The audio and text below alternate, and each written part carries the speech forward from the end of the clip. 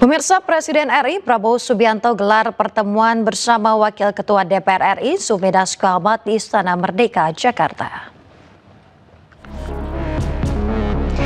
Selain bertemu Wakil Ketua DPR RI, pertemuan tersebut juga nampak sejumlah menteri, diantaranya Menteri Investasi dan Hilirisasi, Kepala BKPM Rosan Ruslani, kemudian Menteri Keuangan Purbaya Yudi Sadewa, dan sejumlah pejabat lain. Dalam pertemuan tersebut, Presiden bersama para pejabat terkait membahas sejumlah langkah strategis guna menjaga stabilitas politik nasional, perkuat fondasi pertumbuhan ekonomi, serta dorong peningkatan investasi.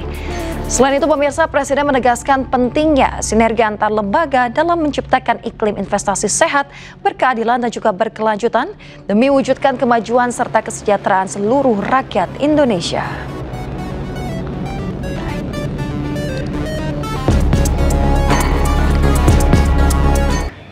Pemirsa, Menko Bidang Perekonomian Airlangga Hartarto merespon pertumbuhan ekonomi kuartal 3 sebesar 5,04% yang lebih rendah dibanding kuartal sebelumnya di angka 5,12%. Menurutnya hal ini wajar dan ia optimis pertumbuhan ekonomi sepanjang 2025 capai 5,2%. Presiden Prabowo Subianto memanggil Kepala Badan Pusat Statistik Amalia Adininggar Widya Santri dan Menko Bidang Perekonomian Airlangga Hartarto ke Istana Kepresidenan Rabu sore. Keduanya dipanggil setelah BPS merilis pertumbuhan ekonomi pada kuartal 3 2025 yang menunjukkan angka 5,04%. Angka ini melambat dibandingkan kuartal 2 yang tumbuh 5,12%. Airlangga menyebut meskipun pertumbuhan ekonomi kuartal 3 sedikit melambat, namun kondisi fundamental Indonesia masih kuat dan optimis tumbuh positif hingga akhir tahun.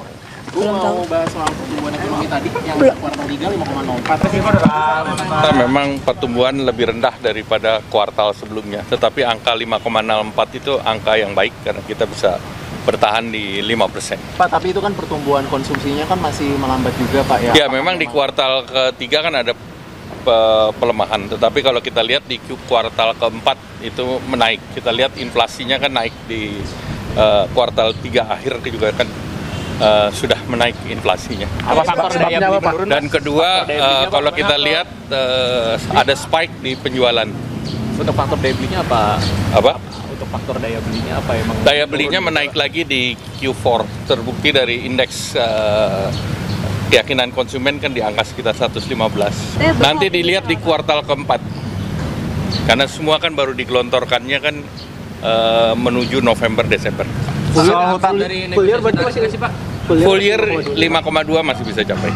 Pemirsa, pemerintah akan dorong pedagang thrifting atau penjual pakaian bekas menjual produk-produk lokal. Hal ini dilakukan menyusul larangan impor baju bekas oleh Menteri Keuangan Purbaya Yudi Sadewa.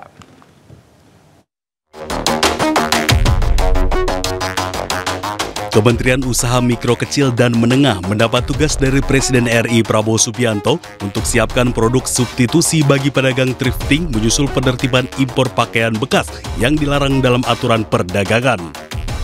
Langkah ini sebagai upaya agar para pedagang impor pakaian bekas tidak kehilangan mata pencahariannya. Terkait hal tersebut, Kementerian UMKM mendorong para pedagang thrifting beralih ke produk-produk lokal buatan UMKM, termasuk fashion dan pakaian dari produsen domestik.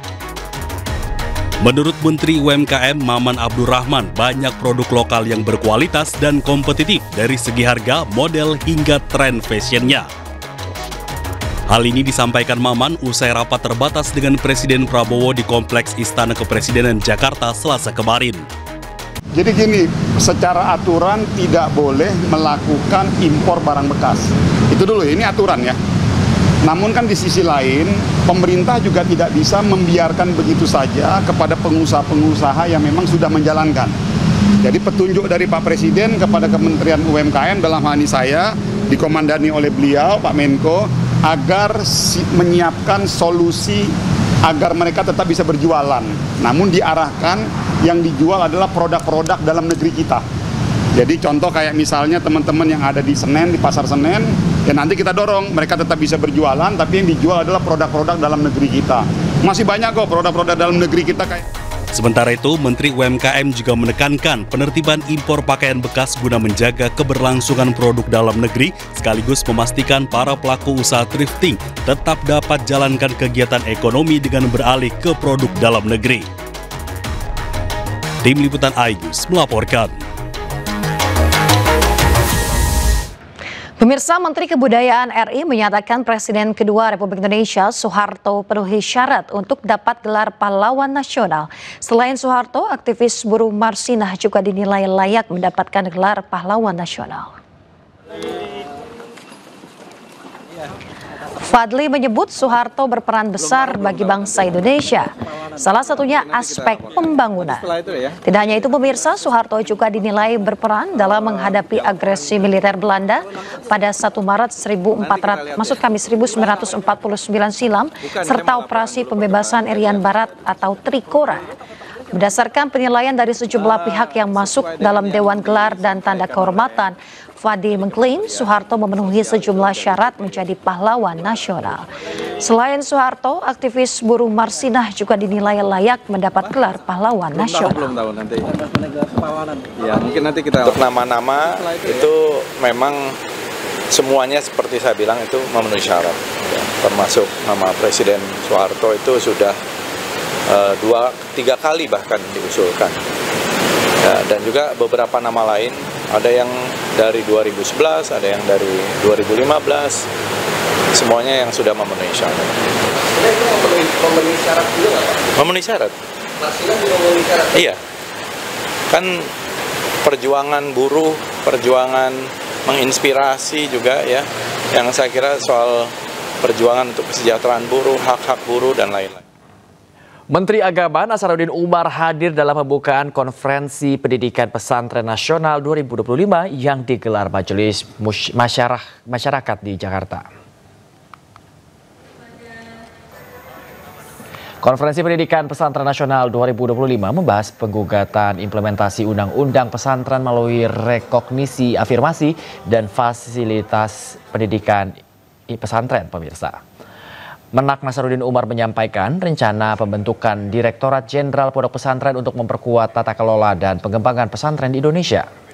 Sementara satu majelis masyayikh Gus Rozin menegaskan pentingnya peran negara dalam memberikan pengakuan dan akses setara bagi pesantren serta lulusannya dalam sistem pendidikan nasional. Majelis masyayikh yang sejak awal direpoti jika menindaklanjuti peluang-peluang yang diberikan oleh Presiden Pak Prabowo ya, memberikan angin segar terhadap pondok pesantren. Ya, banyak sekali langkah-langkah beliau yang memberikan penguatan kepada pondok pesantren. Antara lain menjanjikan akan menjadikan semacam mengangkat, mengupgrade pondok pesantren yang tadinya diasuh oleh suatu direktur menjadi sebuah direktorat jenderal. Undang-undang kita nomor 18 itu tentang pesantren itu menyampaikan kalau ini kita bagian dari ekosistem pendidikan nasional. Jadi ini bukan sistem yang terpisah. Undang-undang pesantren ini bukan pemisahan dari sistem pendidikan nasional. Ini bagian dari sistem pendidikan nasional. Begitu. Ini yang perlu kita pahami bersama-sama ya. Sehingga kan negara kita menurut undang-undang tidak menganut dual sistem pendidikan. Hanya satu sistem pendidikan. Nah, ini masuk dalam ekosistem pendidikan nasional.